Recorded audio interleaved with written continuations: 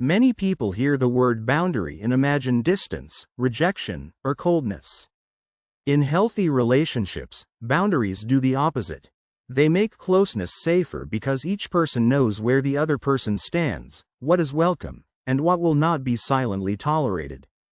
A work message after hours is easier to handle when the boundary is stated calmly before resentment builds. A better comparison is that a calm no makes yes more honest. A boundary is a clear statement of what you will accept, what you need, or what you will do to protect your time, body, values, energy, or emotional safety.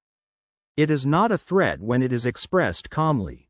It is information that helps the relationship function honestly. Follow through matters because trust grows when words and behavior match. The risk is clearer when late-night calls can exhaust a friendship. Trust grows when people become predictable in healthy ways. If someone says they need quiet time after work and consistently communicates that, the partner does not have to guess. The boundary becomes a map, not a wall. A late-night call can be loving once in an emergency and intrusive when it becomes routine. Without boundaries, resentment often replaces honesty. A person says yes to plans they do not want, answers calls when exhausted, or avoids naming discomfort.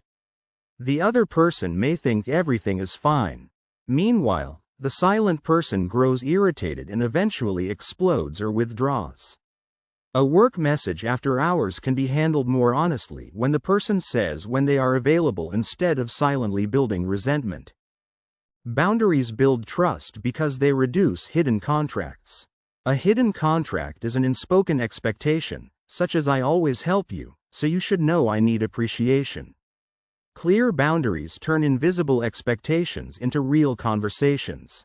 A clear limit around late-night calls can protect rest without rejecting the relationship. Imagine a friend who calls late every night to vent. At first it feels supportive. After weeks, the listener feels drained. A boundary might sound like, I care about you, but I cannot do late-night calls on workdays. That statement protects the friendship from quiet burnout. Follow-through turns a boundary from a speech into a pattern others can trust. A boundary also shows self-respect. When someone names a limit without attacking, they show they are willing to stay connected without abandoning themselves. That steadiness is easier to trust than constant people-pleasing followed by resentment. The risk becomes clearer when quiet time is treated as a real condition rather than background noise. The tone matters. A boundary said with contempt can become punishment. A boundary said with clarity can become structure. There is a difference between, stop being so needy, and, I want to talk, but I need 30 minutes to finish what I am doing first. A late-night call may be loving once in an emergency, but exhausting if it becomes an expectation every night. People with weak boundaries often fear disappointing others. They may confuse love with constant availability. But a relationship where one person must always be available is not secure, it is fragile. Real trust allows two people to have needs at the same time.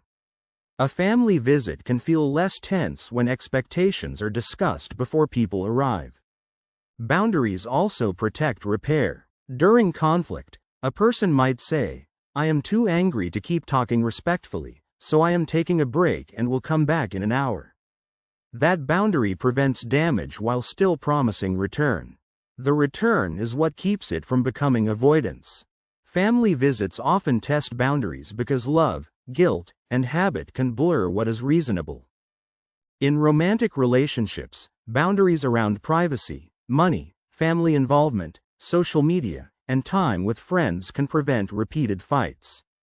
The point is not to control each other. The point is to define what helps both people feel respected. The useful comparison is quiet time is treated as a real condition rather than background noise. A healthy boundary includes follow-through.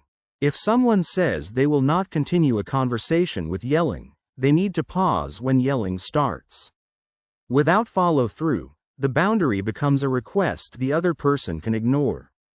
A work message boundary is practical when it tells others when a reply can realistically happen. Trust grows when follow-through is calm and consistent. The other person may not like the limit at first, but over time they learn the relationship has honest rules. Predictability lowers anxiety because neither person has to guess where the invisible line is. A simple case is saying, "I can talk tomorrow," and then actually making time tomorrow. Some boundaries need negotiation. One partner may want daily updates, the other may need more independence. The answer may be a shared rhythm, not one person winning. Boundaries are strongest when they protect both connection and individuality. Late-night calls become easier to manage when emergencies are treated differently from routine venting. A common mistake is using boundaries to avoid vulnerability. Saying, "This is my boundary," can become a way to shut down any uncomfortable request. Healthy boundaries can be explained. They do not have to be defended endlessly, but they should not be used to escape every difficult conversation. The decision changes when follow-through is treated as a real condition rather than background noise. Another mistake is expecting people to know limits without being told. If a person has never said weekend work messages are a problem, the coworker may not understand the irritation. Clear communication gives others a fair chance to respond differently. Boundaries are especially important after trust has been damaged. The hurt person may need transparency, slower pacing, or specific agreements. These limits are not revenge. They are scaffolding while trust is being rebuilt. Good boundaries make affection more honest. A yes means more when no is allowed. Time together feels safer when time apart is respected. Support feels warmer when it is given freely, not extracted through guilt. The simplest test is whether a boundary protects the relationship or punishes the person. Protection creates clarity and reduces resentment. Punishment creates fear and control. The words may sound similar, but the emotional result is very different. Work relationships need boundaries too. A person who answers messages at midnight may train the team to expect constant access. Saying, "I will respond during work hours," can feel uncomfortable at first, but it protects attention and prevents resentment from entering the job silently. Boundaries are easier to trust when they are not changed as punishment. If someone withdraws a limit only when pleased and enforces it only when angry, the other person becomes confused. Consistent limits are less dramatic and more believable. The best boundaries usually leave room for care. "I cannot talk tonight, but I can call tomorrow," protects the limit and the bond. That combination is why boundaries can deepen trust instead of weakening it. Boundaries build trust because they make the relationship more truthful. They show where care is real, where limits are real, and where both people can meet without pretending. A relationship with honest limits has a better chance than one held together by silent resentment. A trustworthy boundary does not punish the other person. It gives both people a clearer way to stay connected without resentment. Clear limits also make repair easier because both people know which agreement was broken.